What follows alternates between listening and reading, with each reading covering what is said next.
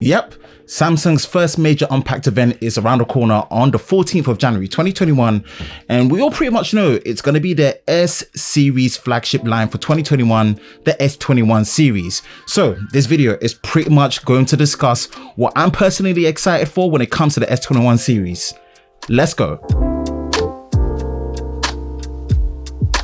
Hi, Ben from Lover of Tech. If you enjoy videos like this and you're new to the channel, make sure you hit that like button, subscribe, hit that notification bell so you're part of Team TLS, the Tech Lover Squad, so you don't miss any future videos on the channel. Look, I want to put this out there and say this is not a leak or an exclusive breaking news video, because if you've been on the channel and you know me, or even if you're new, I'm just going to let you know that I'm low-key a bit old school and I try my very best to stay away from leaks, especially to manage my expectations when it comes to the device, so that once I get hands-on, I test it, I can really give my true verdict of it. So based on that, this will be more on my expectations and what I'm actually excited for, since obviously using the previous Samsung flagship phones and what this S21 series could bring that I really want to see and definitely I'm excited for. So what we should be expecting, like before, 3 models from Samsung following last year's trend with the same naming system, with the S21, S21 Plus, and obviously the big daddy S21 Ultra.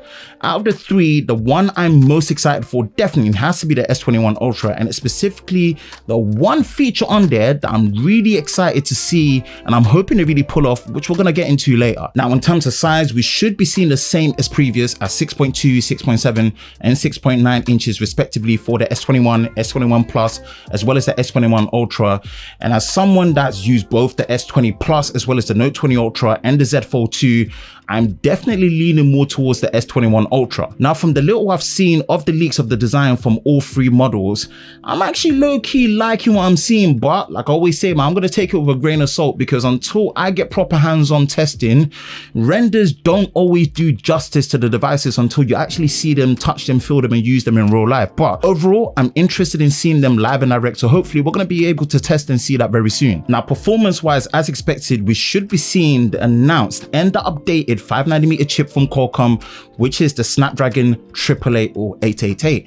Now, as of recent years, man, Qualcomm, they've really shown they're on top of their game when it comes to their system on the chips inside flagship Android phones and just Android phones in general, especially when it comes to performance and overall efficiency. And let's really be honest, man, this has not been the case when it comes to the Exynos side of things. And going from my experience from before, this is the chipset that really has a lot to prove, because knowing UK, Europe, and the rest of the world, UK where I'm based, we will be getting the Exynos model. But in comes the Exynos 2100 system on a chip, which is set to be on a 5nm process with better GPU performance, as well as, most importantly, lower power consumption, because boy, does it need it. More when it comes to the S21 Ultra, we should still be getting 12GB and up to 16GB of RAM and up to 112GB of onboard storage, with hopefully micro SD card support. Now, there has been some small rumors flying around that there is going to only be 8GB of RAM and 128GB of storage with no micro SD card support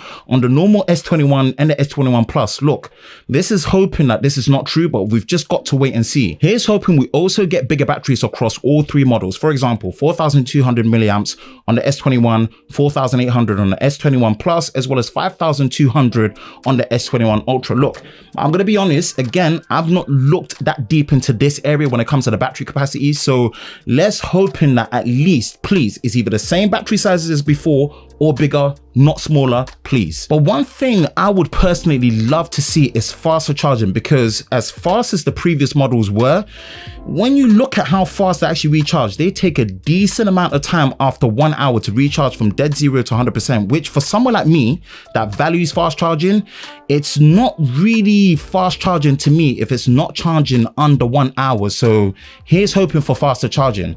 But one concern and rumor I've been seeing is that Samsung are going to follow Apple. They're not going to be including headphones or earphones, and especially they're not going to be giving you a charging brick in the S21 series. And I seriously hope this is not true and this is not so, because that's going to be very disappointing and annoying, especially when you look at the S21 Ultra, knowing the price point that's going to be coming out. Now, cameras, especially on the Ultra, we are set to be getting a nice, healthy, refined upgrade from what we saw on the S20 Ultra as well as the Note 20 Ultra. Now, I've believe the principle of the camera hardware will be based on what we saw before, which is obviously based on a large high resolution main sensor, an ultra wide and a super zoom. Now apparently there will be an additional mid-range zoom camera added to the Ultra, and since now they've sorted the focusing issue of the S20 Ultra from when they moved over to the Note 20 Ultra, I really don't see this being an issue again, and hopefully this is actually going to be better performance and maybe the return of dual pixel autofocus on the Ultra models. But one thing I personally really want to see is an improvement to the video performance with the ability to finally shoot 4K UHD 60 frames per second on all the camera sensors, not just the main and the selfie like before. Now, one hardware feature, like I was saying before, that I'm expecting and I'm really looking forward to is the display. Firstly, flat displays across all models, which if you do this, Samsung, you are definitely making the right move. Now, we all know Samsung make class leading displays, but one thing they've still not really been able to pull off properly is the ability on their AMOLED panels to pull off quad high definition plus and a high refresh rate panel either at 90 or even 120 Hz at the same time without having to pick between the two of 60 Hz and 1080p, which from what I've heard is finally coming to the S21 Ultra. Now look, on the flip side, some rumors are saying that the S21 and the S21 Plus for the first time will only be having exclusively a full high definition plus 1080p 120 Hz display with no quad high definition option at all, even at 60 Hz like what they were doing.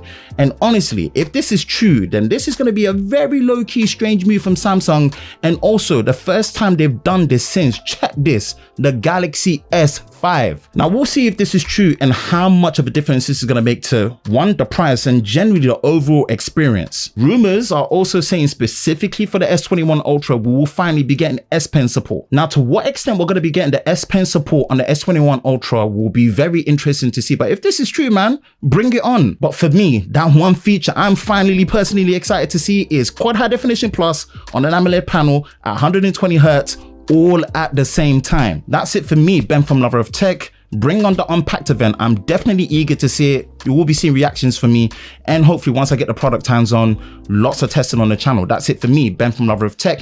If you enjoy videos like this, you know exactly what to do. Hit that like button, hit that subscribe button, hit that notification bell so you're part of Team TLS, the Tech Lover Squad, so you don't miss any future videos on the channel. I hope you're all safe during this time. I will catch you in the next one.